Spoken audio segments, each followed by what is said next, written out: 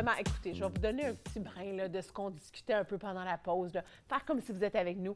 On est en train de se dire à quel point on aime ça, s'entendre parler. Non, mais on aime ça. Non, je dis ça de même. Mais on aime jaser parce qu'on apprend des trucs l'une de l'autre, hein? Absolument.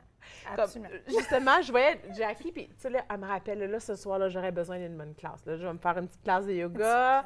Ça aller flotter dans la piscine. Tu vois, ça, c'est namasté, le plaisir. C'est le plaisir. Exactement. Écoutez Nathalie, m'organiser. Je sais, je vais me faire des. Demain, ça va être une salade faut que je fasse un étirement. J'ai fait beaucoup de voyagements. Mon bas du dos, il faut que je l'étire. Sujet pour Jackie. Oui. Exercice lors de voyage. Exactement, exactement. Là, ce soir, Lynn, tu voulais me parler de labyrinthe. Premièrement, comment les labyrinthes se sont présentés sur ton chemin? Bon, toujours intéressant. Tu sais que je fais beaucoup de méditation, je suis praticienne dans Reiki, toucher thérapeutique, chamanisme. Mais ça m'est venu lors d'une retraite que j'ai faite avec des copines au centre Birla, qui est à Chénéville, du côté du Québec. Environ 1 heure d'Orléans, pas trop loin. C'est bien? T'as aimé ça? Adoré.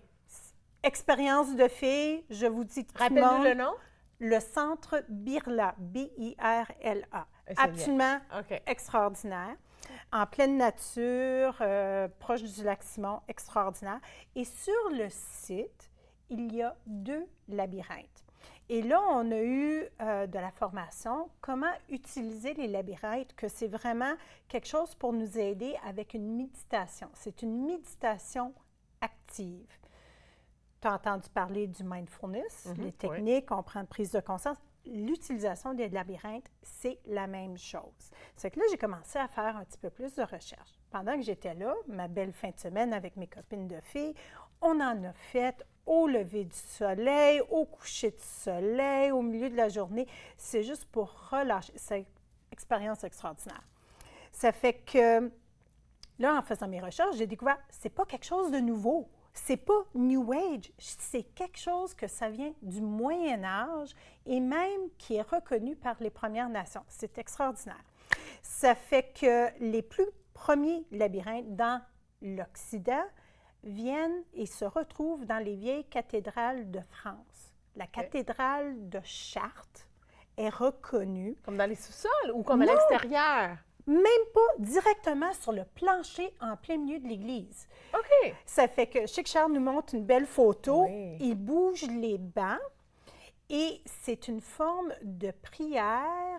C'est pas un labyrinthe en 3 dimensions physiques, là. Non, c'est ça. Un labyrinthe qu'on peut marcher. Symbolique. C'est très symbolique. Ça a été mis en place durant le Moyen Âge pour les gens qui n'étaient pas capables d'aller en pèlerinage durant les croisades à Jérusalem. Ça fait que là, avec le temps des cathédrales, ils ont fait ça, puis ils ont mis sur les planchers pour que les gens puissent faire leur recueillement, leur cheminement intérieur. Alors, tu marches sur le labyrinthe? Tu marches le long du labyrinthe. Ça fait que le labyrinthe est un sentier. Tout au long, c'est un sentier. C'est pas comme le labyrinthe que tu penses dans les mythes grecs, là, avec ce chemin-là, qui va gagner. C'est ça, exactement. C'est pas du tout ça. C'est un processus de recueillement intérieur pour qu'on puisse peut-être se poser des questions, trouver des réponses. Ça fait que la méthode, là, on a des labyrinthes ici. On commencerait, ça c'est le petit jeu qu'on a trouvé tantôt. On va commencer, disons, un pas ici, on rentre. Quand on rentre, on se pose la question, qu'est-ce que je veux relâcher? Je veux relâcher mes peurs, je veux relâcher mon anxiété, mon incertitude par rapport à un sujet. Comme il faut y avoir pensé. Il faut y avoir pensé. Okay. Mais tu continues, puis pendant que tu fais ton cheminement, tu t'en vas vers le centre. Et dans le centre, c'est là que tu vas te ressourcer pour reprendre les énergies pour surmonter tes défis, ou ça va peut-être te donner des réponses dans ton recueillement, dans ta méditation. Et là, quand tu sors, tu ressors avec plus d'énergie. Donc, et combien de temps le processus au complet? Ça dépend, ça va à ton rythme. Puis qu'est-ce qui est intéressant? Là, moi, je suis comme combien de temps? Non, combien de temps? Il y en a qui marchent vite, il y en a qui marchent lentement. Mais on parle d'une quelques heures ou… Ça peut être vingtaine de minutes, comme ça peut être 1 heure. Chaque personne fait son propre cheminement. Qu'est-ce qui est intéressant, qu'est-ce qui a pris de l'ampleur, c'est non seulement en Europe, mais on le retrouve aussi à travers les différentes Premières Nations. J'ai même retrouvé, faisant mes recherches, que les Hopis, aux États-Unis, qui sont un peuple très spirituel, ont le labyrinthe dans leurs hiéroglyphes anciens, tout ça. Et puis, eux, ils représentent ça, comme qu'est-ce que je suis en train de montrer. C'est un petit peu le cheminement de l'enfant qui grandit. C'est avec l'intérieur, c'est l'utérus de la mère. Et on fait notre cheminement de la noirceur vers la lumière, vers notre épanouissement. Wow! Oh, c'est très profond comme concept. Là, qu'est-ce qui est intéressant? On n'est pas obligé de marcher un labyrinthe. On peut avoir un papier, une image qu'on retrouve sur l'Internet, ou tu peux même en faire un. Il y a un truc super facile, YouTube. OK. Bien facile. Puis, au lieu de le marcher, parce qu'il y a du monde, des fois, qui n'ont pas la mobilité ou ils n'ont pas le temps. Soyons bien honnêtes. On est toutes les deux des femmes occupées. Je me dis, c'est quand je vais me rendre au spa. Quand je vais me rendre au spa. Même ici en ville, j'en ai retrouvé. Il y a la cathédrale Christchurch. Il y en a un sur leur plancher. Puis ils font ça à tous les 3 mois. Ils ont les célébrations pour que les gens viennent ouvertement, lors d'un concert, à marcher le labyrinthe. Il y en a dans l'Ouest. Je n'ai vu un à l'extérieur d'une de nos hôpitaux régionales où les gens, c'est une forme de recueillement. J'ai trouvé ça très innovateur qui amène un vieux concept pour aider les gens dans leur cheminement, pour s'épanouir, trouver des réponses. C'est que si on ne veut pas marcher, on a juste à rentrer, on met encore notre intention, puis on le fait tranquillement et on suit. Avec le doigt? On peut le faire avec le doigt. Absolument. Donc, c'est vraiment une question d'intention. C'est une question d'intention.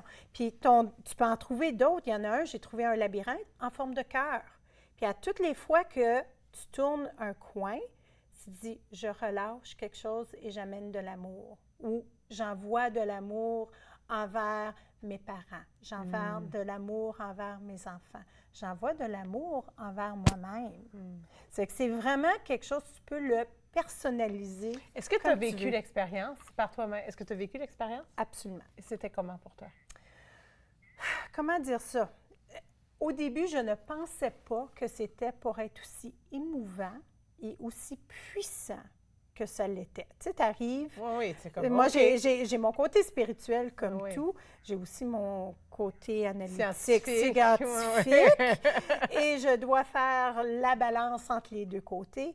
Mais au point de vue de dire, je mets l'intention de relâcher mon anxiété, de relâcher mon stress, puis de le faire d'une façon consciente, en marchant, pas comme assise, parce que toi et moi, on sait, je vais te faire une méditation de 20 minutes avec des mantras, pas de problème. Oui. Mais là, c'est différent, tu as un mouvement, tu as une intention, tu as une concentration, parce que tu dois te concentrer pendant que tu marches. Tu dois te concentrer pendant que tu bouges ton doigt. Merci que tu restes. Je reste. On continue après ceci.